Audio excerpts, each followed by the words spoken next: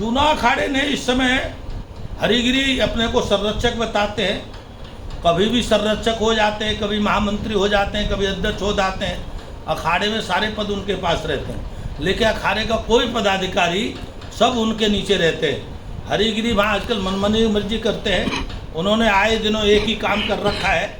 एक काम तो ये है कि किसी को पकड़ लाए और उसको जगतगुरु शंकराचार्य बना दिया, किसी को पकड़ लाए महामंडलेश्वर बना दिया। उसे बस केवल धन देना है और उसकी कोई योग्यता नहीं है। आपको ध्यान ही है, कल पिछले कई दिनों से विवादित महामंडलेश्वर बनाए जा रहे हैं, माफिया बनाए गए हैं। अब जगतगुरु शंकराचार्य वो लोग बनाए गए हैं या बनाए जा रहे हैं जिनको, आपको ध्यान हो, बाकायदे एक सूची जारी की थी नरेंद्र गिरी ने कि ये महात्मा भी नहीं है। ऐसे लोगों की जो महात्मा नहीं है, महात्मा के वेश में घूमते हैं, ऐसे लोगों की एक सूची जारी थी, उनको जगतगुरु शंकराचार्य बना गया। उदाहरण के रूप में आपको ध्यान होगा प्रमोद कृष्ण जी के यहाँ जब से प्रधानमंत्री आए हैं, वो प्रमोद कृष्ण जी ने गंगा में स्नान कर लिया है, वो शुद्ध पवित्र हो गए। उससे पहले कहते थे, हे अल्लाह तुम न होते तो हम न होते, मोहम्मद तुम न होते तो हम न होते, और भी कुछ कहते थे वो कि हम तो मुसलमानों से ही है। मुसलमानों के जो गुणगान करते थे, मुसलमानों को पूरे विश्व में सर्वश्रेष्ठ कहते थे, वो आज हिंदू समाज के सर्वश्रेष्ठ जगतगुरु शंकराचार्य हो गए हैं। तो इससे ज़्यादा दुर्भाग्य हमारे देश का कुछ नहीं होता।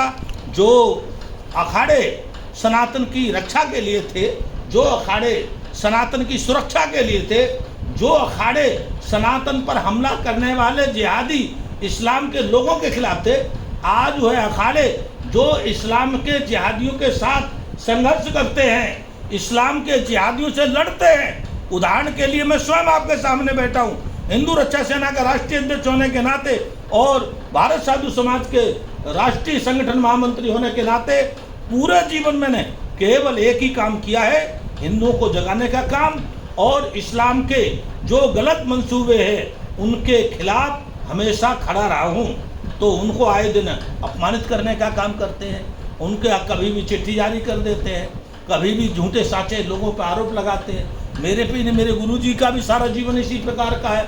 हम लोग 15-15 साल तो आरएसएस में प्रचारक रहे।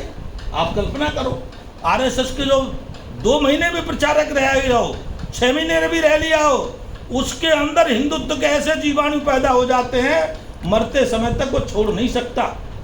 तो ऐसे मैं आपके माध्यम से यही कहूँगा कि अखाड़ों को अपनी शुद्धि बुद्धि करनी चाहिए।